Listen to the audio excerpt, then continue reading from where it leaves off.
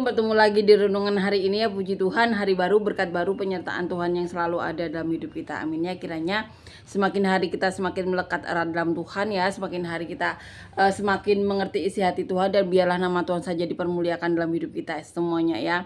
Mari kita sama-sama melakukan kehendak Tuhan saja ya.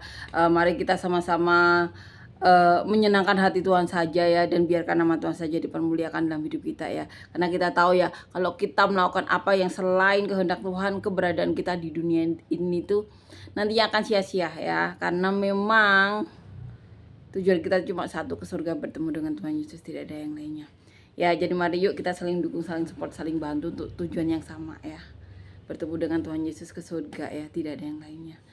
Amin ya. Dan kiranya selama di muka bumi ini ya, keberadaan kita tuh benar-benar bisa berdampak ya, baik bagi keluarga kita, orang-orang sekitar kita, teman kita ya, lingkungan kerja kita, pergaulan kita, organisasi kita, dimanapun ya, berdampak sekecil apapun bagi Tuhan tuh benar-benar tidak sia-sia. Karena apa? Satu jiwa tuh bagi Tuhan tuh berharga. Satu jiwa diselamatkan, seluruh surga bersorak-sorai. Seperti itu Tuhan ya. Jadi tidak ada yang sia-sia. Dalam Tuhan tidak ada yang sia-sia. Amin ya, puji Tuhan, amin. Kita akan lanjutkan membaca dan merenungkan ayat firman Tuhan. Diambil di kitab Yosua ya, pasal yang ke-12 ayat 1 sampai 24. Judul perikopnya daftar raja-raja yang kalah. Inilah raja-raja negeri yang dikalahkan oleh seorang Israel, dan yang negerinya diduduki mereka di seberang Yordan ke arah matahari terbit, dari sungai Arnon sampai ke gunung Hermon, serta seluruh Araba Yordan ke arah timur. Ya, jadi perikop ini ya mengisahkan atau menceritakan siapa saja raja-raja negeri yang dikalahkan oleh orang Israel, dan yang negerinya diduduki mereka ya di seberang Yordan.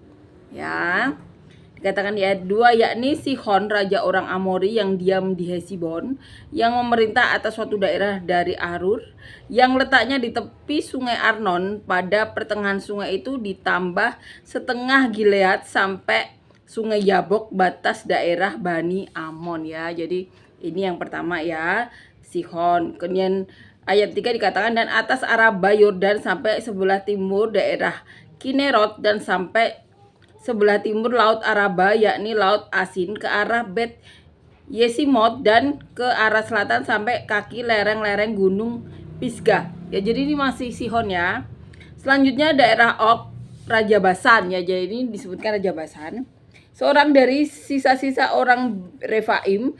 Raja ini diam di Asitarot dan di Edrei, dan memerintah atas gunung Hermon, atas Salka, dan atas seluruh Basan sampai daerah orang Gesur dan orang Maka ya, dan atas setengah Gilead sampai daerah Sihon Raja Hesibon ya. Ini di Raja Hesibon. Jadi ada Sihon, Raja Basan, Raja Hesibon ya.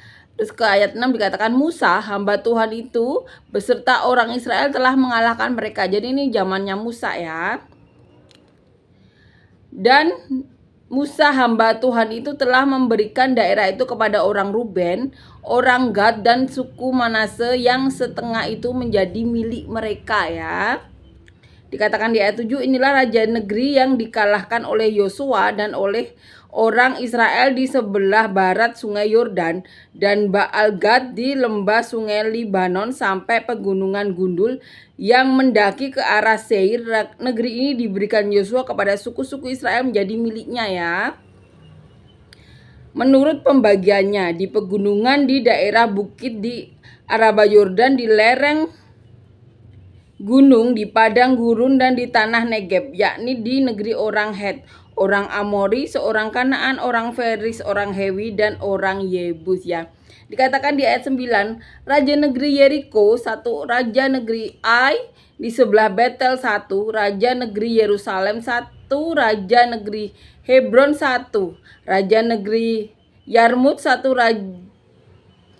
raja negeri Lakis 1, raja negeri Eklon 1, raja negeri Geser 1, raja negeri Debir 1, Raja Negeri Geder 1, Raja Negeri Horma 1, Raja Negeri Afres 1, Arat ya 1, Raja Negeri Libna 1, Raja Negeri Adulam 1, Raja Negeri Makeda 1, Raja Negeri Betel 1, Raja Negeri Tapua 1, Raja Negeri Hefer 1, Raja Negeri Efek 1, Raja Negeri Lasaron 1, Raja Negeri Madon 1, Raja Negeri Hasor 1, Raja Negeri Simfron Meron 1, Raja Negeri Akrat 1, Raja Negeri Tanak 1, Raja Negeri Makido 1, Raja Negeri Kedes 1, Raja Negeri Yokneam di dekat Gunung Karmel 1, Raja Negeri Dor di tanah Bukit Dor 1, Raja Negeri Gosim di Galilea 1, Raja Negeri Tarsa 1. Jadi jumlah semua raja itu 31 orang. Ini daftar raja-raja yang kalah ya. Ya luar biasa ya, zaman dulu ribuan tahun ya. Ini bukan zamannya Tuhan Yesus loh. Ribuan tahun ke belakangnya lagi ditulis ya, sejelas ini. Ya puji Tuhan, penyertaan Tuhan ya, menyertai orang-orang yang diurapinya. Amin ya, puji Tuhan, amin. Dan ini masih berdampak, Alkitab ini masih berdampak sampai sekarang. Ya.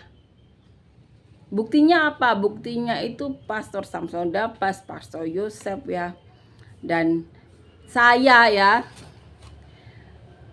Pak Pariaji ya, setelah